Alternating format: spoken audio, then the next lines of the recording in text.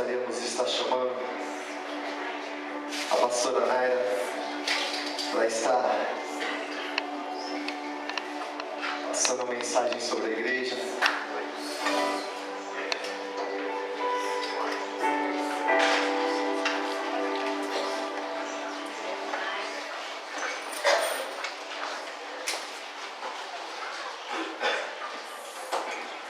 Paz, meus queridos, nós vamos estar falando de um assunto muito atual, por isso eu queria orar antes, porque esse assunto envolve guerra, não é só um conhecimento e entendimento do tempo profético, mas é você saber o que você tem que fazer.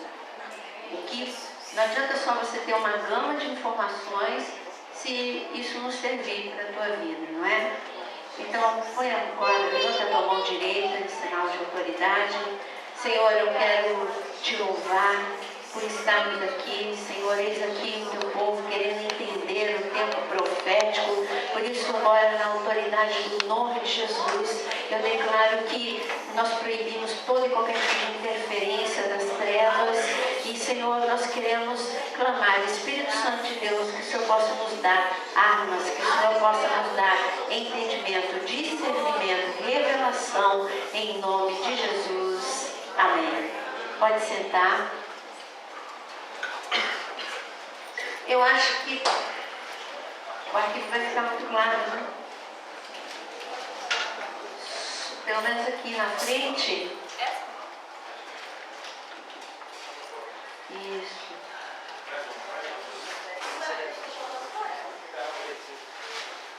Não, fica não. Isso. Pode colocar.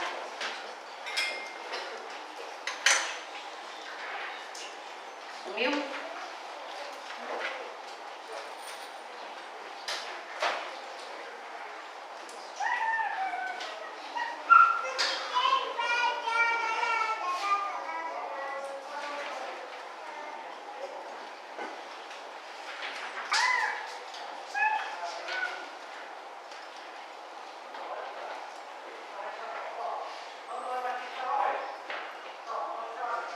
Bom, a primeira coisa que você precisa entender é que tudo aquilo que é muito, por exemplo, o parto. Aqui, quantas mulheres já deram à luz? Levanta a mão.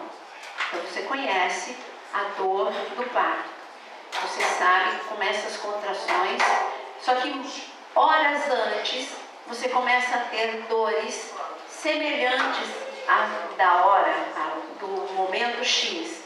Então, mas é muito semelhante.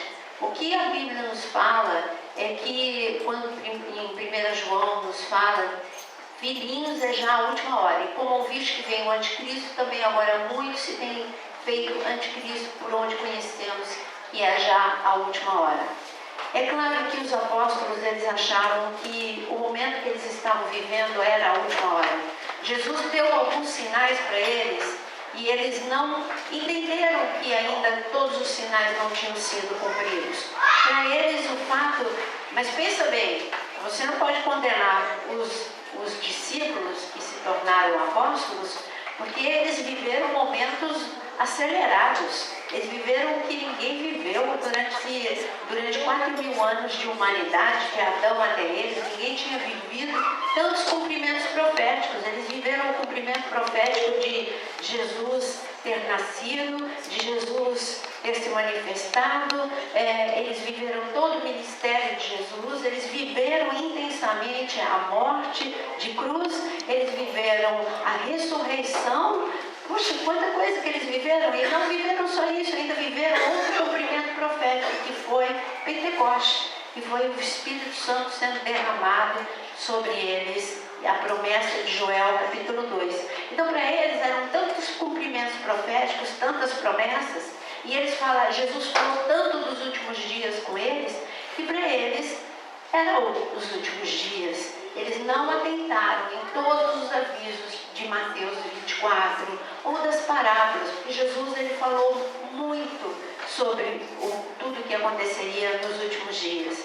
Então eu queria que você abrisse comigo em Mateus 24 para você ver como muitas coisas os discípulos ainda não tinham vivido, e por isso não poderia ser a última hora para eles. mas que a última hora é para essa geração, isso nós não temos nenhuma dúvida. Mateus 24, Jesus foi para o lugar na sua última semana de vida. Ele subiu para Jerusalém para celebrar a Páscoa e também porque ali ele era o momento dele entregar a sua vida. Ele tinha que ensinar as coisas principais. Algumas coisas ele já tinha ensinado, outras as que ele tinha ensinado, ele iria expandir o ensino e outras ele repetiria para ficar muito firme aquilo que de mais importante na mente dos discípulos. Então ele subiu no lugar preferido, que ele gostava mais quando estava em Jerusalém. Ele subiu ao Monte das Oliveiras, em Mateus 24, versículo 3. Veja que ele estava em Jerusalém, mas está escrito: no Monte das Oliveiras achava-se Jesus assentado. Quando se aproximaram dele, quem que se aproximou dele? Os discípulos. Não era a multidão. Isso não era assunto para a multidão. Jesus ensinou muitas vezes pregou, e aqui nos evangelhos faz bem a diferença entre o momento que ele ensinava e o momento que ele pregava, mas ele muitas vezes foi para as multidões, mas assuntos mais delicados, assuntos mais complicados eram reservados para os discípulos. E aqui era só assunto para os discípulos. E então se aproximaram deles os discípulos em particular e lhe pediram: diz-nos quando sucederão essas coisas e que sinal haverá da sua vinda e da consumação do século. E ele lhes respondeu: vede que ninguém vos engane, porque virão muitos em meu nome, dizendo eu sou Cristo, e enganarão a muitos. E certamente ouvireis falar de guerras, rumores de guerra, ficou escuro mesmo aqui. Vede, não vos assusteis, porque é necessário assim acontecer, mas ainda não é o fim. Até aqui, quando ele disse ainda não é o fim, tudo isso os discípulos já estavam vivendo. Engano já tinha na época deles, guerra já tinha na época deles, mas Jesus falou: não, peraí, isso ainda não é o fim. Tem coisa mais específica para o tempo do fim. E ele continua: porquanto se levantará nação contra nação, reino contra reino, haverá fome, terremoto em vários lugares, porém tudo isso é o princípio das dores. E ele continua dizendo coisas que para os discípulos também era comum. Tinha tido já vários terremotos em Israel e haveria depois disso terremotos violentos, guerra de nação contra nação, isso era também comum para eles. Mas o que Jesus está falando aqui era terremoto em vários lugares. Ele está falando terremoto em Israel e demoraria muito tempo para ter outro terremoto. Ele estava falando terremotos como os que nós vemos hoje, da magnitude do que nós vemos e daquilo que a ciência anuncia, e ela prevê terremotos muito piores. Vocês estão numa terra em que vocês vivem essa realidade. Como Jonas ele falou para o pastor Mário, para a pastora Suelen, eu também creio isso. O grande terremoto que eu sei da realidade de vocês, que a televisão e todo informativo prepara o Japão para um terremoto muito maior do que o que vocês viveram anos atrás e que nós estivemos aqui com vocês logo depois desse terremoto e da tsunami. Não, é algo muito maior que é anunciado, mas eu creio aquilo que o Jonas disse também, que isso vai ser para o tempo da tribulação e que vocês não vão viver isso. Eu creio. Você não crê, não? Porque aquele que crê vai ser preservado. Eu creio que vocês vão ser preservados. Nós oramos por isso. Temos convicção, assim como o grande terremoto anunciado para Los Angeles, nós também cremos que vai ser tudo isso que está. Se você ler Apocalipse, nós não vamos ter tempo de ver taças, selos, trombetas, mas se você vê, é ali que vão acontecer os piores. Mas nós já temos visto coisas. Você viu no Nepal, você viu no Equador, e você tem visto terremotos simultâneos, terremotos com um pequeno intervalo, em várias nações, em vários lugares. Guerra, nós sabemos que nunca teve tanta guerra como... É só você vê a instabilidade, porque a gente vive, nós, né? Estou falando não vocês, nós que vivemos no Brasil, parece que tudo é muito distante. Mas quando você viaja para Israel, ou você vai para algum lugar no Oriente Médio, você vê que aquilo é um caldeirão. Aqui é nação contra nação. O Estado Islâmico entrou para trazer uma grande instabilidade. Sempre teve uma instabilidade no Oriente Médio, mas agora está pior. Assim, quando você olha ao redor de Israel, você vê a Síria destruída, autodestruída, né? E você vê o mundo ao redor de Israel como um estopim. A qualquer momento, o que está anunciado em Ezequiel 38 vai acontecer. E o que é que está anunciado em Ezequiel 38? Em Ezequiel 38 não é a guerra do Armagedon, porque a diferença entre o que depois você leia na sua casa, Ezequiel 38, e você vai ver que ali fala de nações ao redor de Israel, só nações ao redor de Israel. Você vê nações do mundo árabe, principalmente, e hoje, se você olhar o mapa, você vê que Israel é completamente cercado. Você vê a África do Norte inteirinha muçulmana, você vê todos os países ao redor de Israel muçulmanos e querendo que Israel seja aniquilado, e você vê hoje uma Rússia mais ao norte interessada em que Israel seja destruído por ser uma competição com a produção de gás que eles produzem. Eles eram absolutos, eles não tinham concorrentes. E de alguns anos para cá, Israel descobriu fontes de gás e hoje Israel é um concorrente da Rússia. Se você olhar qual é o motivo de todas essas pessoas odiarem Israel, o motivo das nações ao redor de Israel é religioso. É simplesmente o ódio de Satanás contra Israel. Agora, o porquê da Rússia ter entrado aí no meio é simplesmente um interesse econômico. Mas o que eu quero te mostrar é que o cenário está totalmente preparado e armado para a batalha de Ezequiel 38, que anuncia que quando Israel se sentisse seguro, ela viria essa guerra contra eles, de todas as nações ao redor, e fala o nome delas, fala de Líbia, fala de Rússia, fala de nações muçulmanas se levantando contra Israel. A diferença entre essa batalha e a batalha do Armagedon é que a batalha do Armagedon fala que todas as nações se levantam contra Israel. Aí é diferente, não é nações no Oriente Médio, aí é nação de toda a terra, pessoas de toda a terra se levantam contra Israel. Entendeu a diferença? São dois momentos diferentes, uma no final da tribulação e outra no início, antes da tribulação. Mas falar desses termos sem explicar para vocês a linha que nós estamos, vamos junto devagar para você entender. E aqui você tem liberdade para perguntar. Você não pode sair daqui com dúvida, porque é um assunto importante. Então você levanta a mão para você perguntar, porque é importante que você fique esclarecido. Vamos do momento em que, vamos ver, da cruz até aqui para a gente entender. Quando Jesus morreu na cruz, ali iniciou um momento precioso sobre a terra, que se chama Tempo da Graça. O que é o Tempo da Graça? O tempo da graça nem está lá nas 70 semanas de Daniel.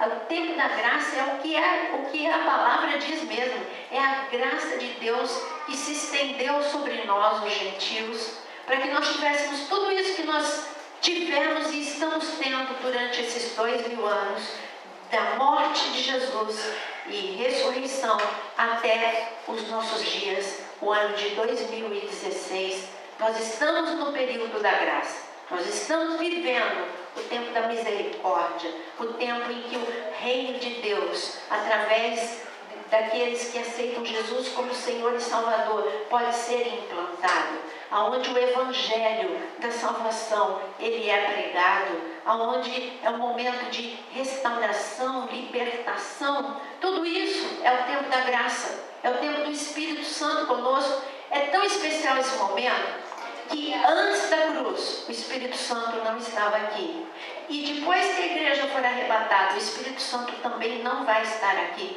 É um tempo muito especial. A gente valoriza muito pouco a presença do Espírito Santo dentro de nós, a presença do Espírito Santo conosco. Isso é assim, se você soubesse o quanto nós ferimos o coração do Pai quando nós não entendemos. É a mesma coisa que um pai que dá um presente, o mais precioso, e o filho não valoriza, ele nem deixa de lado, não cuida dele. E você não cuida daquilo que é tão precioso, que é o Espírito Santo de Deus. Põe a mão no teu coração e fala: eu preciso cuidar da presença do Espírito Santo. E a medida que você precisa ter do Espírito Santo, a medida é importante, hein?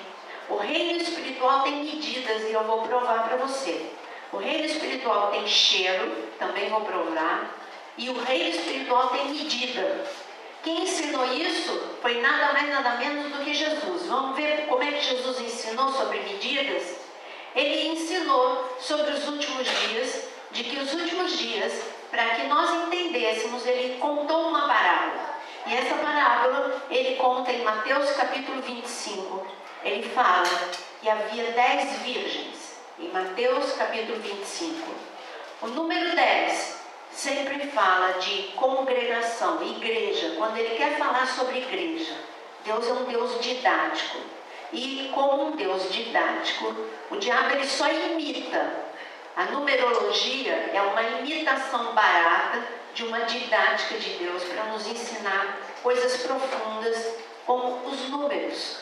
Então a numerologia ela veio é uma imitação barata do diabo. Então Deus nos ensina através dos números.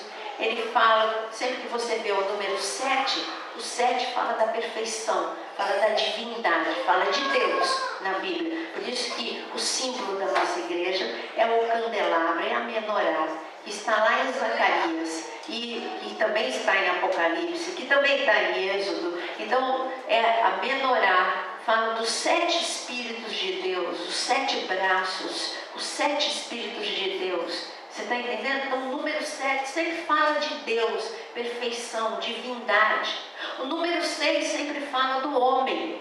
Por isso que o anticristo ele vai ter o número 666, que fala da atuação dele no meio dos homens. O número do homem é o número 6. Deus sempre que ele quer falar sobre humanidade, ele usa o número 6.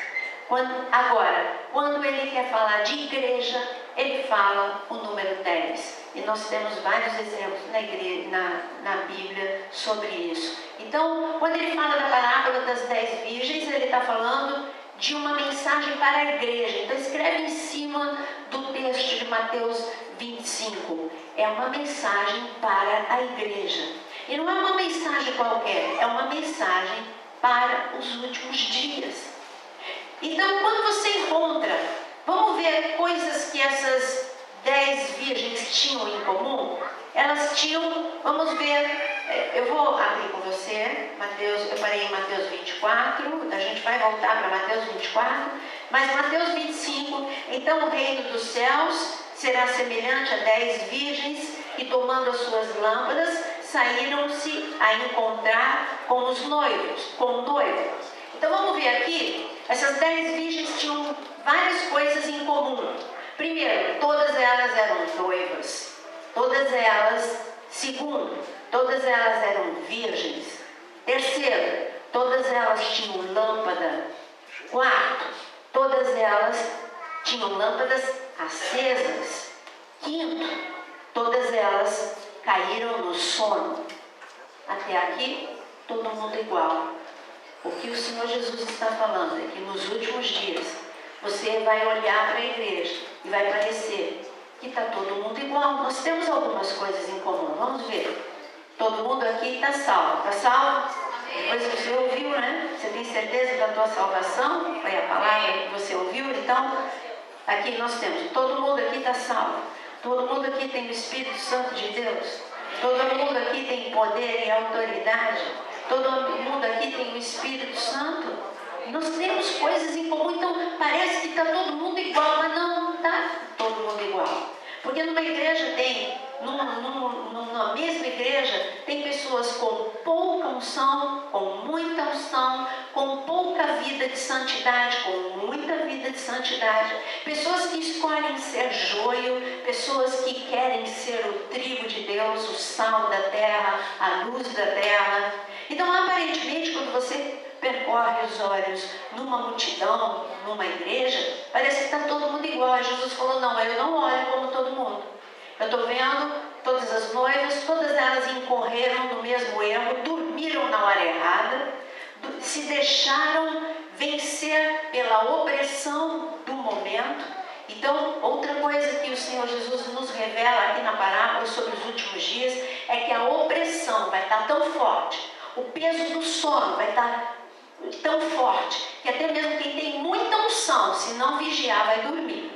Se não vigiar, vai perder momentos preciosos de revelação e de visitação de Deus sobre a terra.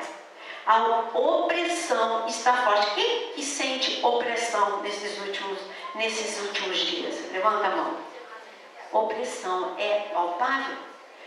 É só você olhar para o Brasil e você ver a opressão que está sobre a nossa nação, mas que vai mudar em nome de Jesus, porque tem um povo que crê e que está orando e Deus vai ouvir o clamor de todos nós que estamos orando pelo Brasil. Quando você entra, eu entrei numa loja aqui, eu já não sei mais o nome, não é o KS, é uma coisas usadas, mas não era por causa das coisas usadas, era por causa das coisas que tinha lá de ponto de contato. Começou a passar mal o Jonas, depois eu comecei a passar mal, depois começou a passar mal todo mundo.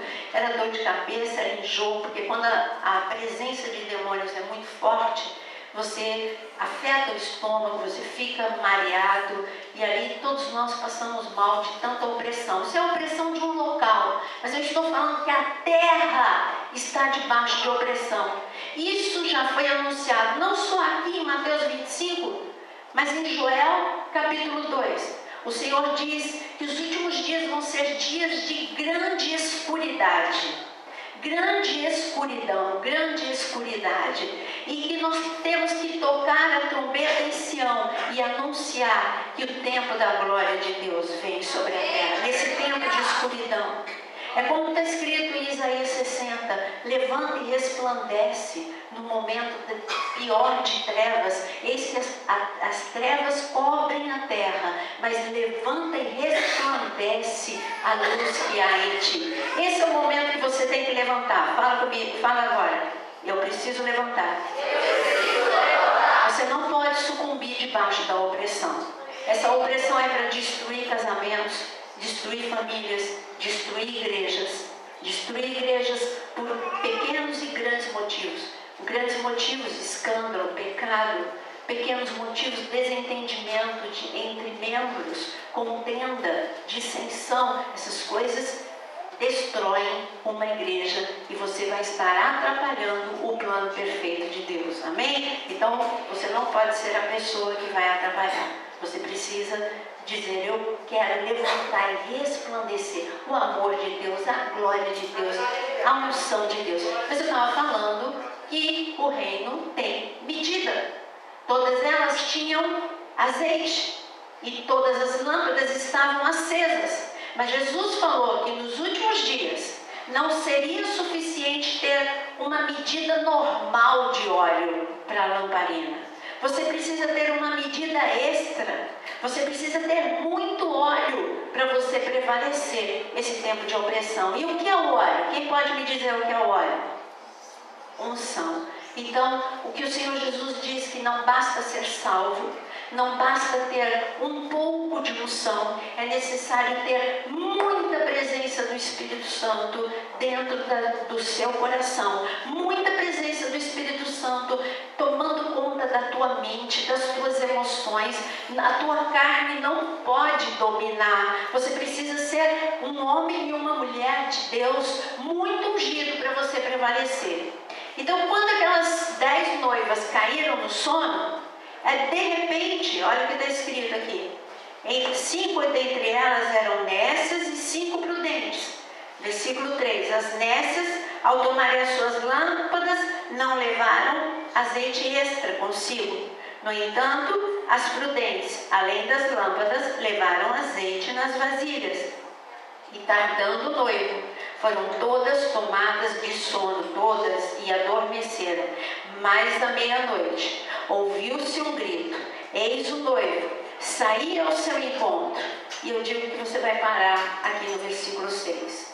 Se você me perguntar em que momento profético está a igreja, eu digo para você que você está exatamente no versículo 6. Um grito, porque, como eu posso dizer isso para você? Porque em Apocalipse, você vê que os 3 primeiros capítulos de Apocalipse é uma mensagem para as 7 igrejas. As 7 igrejas da última hora. Queria muito levar vocês para uma viagem que eu fiz há uns 3 anos atrás, levando um grupo lá para a Turquia. Hoje não está muito tranquilo para fazer essa viagem, né? Mas levando lá para a Turquia, e nós fizemos e percorremos as 7 igrejas, e ali nós estudamos em cada local a mensagem de Jesus. Não adianta você ficar estudando coisa que não tem a ver com você. Então, conhecimento intelectual não vai levar a gente a lugar nenhum. Então, nós estudamos a palavra de Deus para entender qual era a mensagem do Senhor para cada uma das igrejas, que são 7 mensagens para a igreja da última hora. Em cada uma dessas mensagens, termina com uma frase: aquele que tem ouvido. Vamos ver se você consegue terminar. Vamos lá, eu vou falar a frase e você vai repetir. Aquele que tem ouvido, ouça o que o Espírito tem a dizer à igreja. Aquele que tem ouvido, ouça o que o Espírito tem a dizer à igreja. Hoje o Espírito Santo está falando mais do que nunca, mas falta ouvido. Falta ouvido. À meia-noite teve um grito, e quem deu o grito foi o amigo do noivo. E quem é o amigo do noivo? O Espírito Santo, que está aqui preparando a igreja para que ela se encontre com o amado. Então, você tem que abrir os seus ouvidos. Será que você pode colocar a mão no seu ouvido? Senhor, em nome de Jesus, eu clamo para que todo ouvido, todo entorpecimento seja retirado e que todos possam ouvir a voz do Espírito, despertando aquele que dorme. Desperta tu que dormes, em nome de Jesus. Em nome de Jesus, haja avivamento na tua vida, avivamento individual. O avivamento sobre a nação do Japão virá depois que você viver um avivamento individual. O avivamento individual venha sobre a tua vida, em nome de Jesus. Amém? E nós estávamos conversando na hora, acho que foi na hora do almoço. Não teve almoço hoje, em algum momento. Foi em algum momento, na hora do café da manhã, eu sabia que tinha comida. No café da manhã, a gente estava conversando sobre um pastor que eu e o pastor Fábio tivemos em comum, mas em momentos diferentes. Quando eu saí de São Paulo, ele foi para a igreja, né? E nós temos também idades diferentes. Então, mas eu vivi o grande avivamento daquele lugar. Isso no ano de 75, 76, o grande avivamento daquele lugar.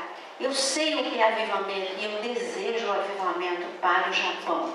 Eu quero ver com os meus olhos e ouvir notícias desse grande avivamento a começar por sua vida. Então vamos terminar aqui falando ainda de medida.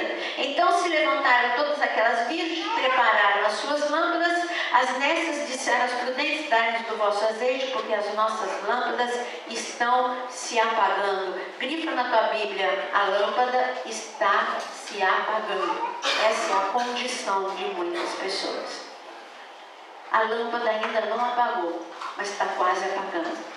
Você vive ainda com a unção de meses atrás, de ano atrás, e a lâmpada está apagando, você já não tem mais alegria para vir ao culto, você já não tem mais prazer de abrir a Bíblia e ler, porque não há mais revelação naquilo que você lê, virou letra, você parece que aquilo não te traz mais alegria, você não tem mais a alegria de estar orando, você nem sente, passa o dia na correria, você nem lembra de orar. Cuidado, todos esses sintomas que eu disse para você são sintomas de lâmpada se apagando, porque quando você está avivado, quando você está cheio do óleo de Deus, você fica contando os dias para o próximo culto, você faz todo e qualquer tipo de sacrifício, como aquelas multidões faziam sacrifício para ouvir Jesus.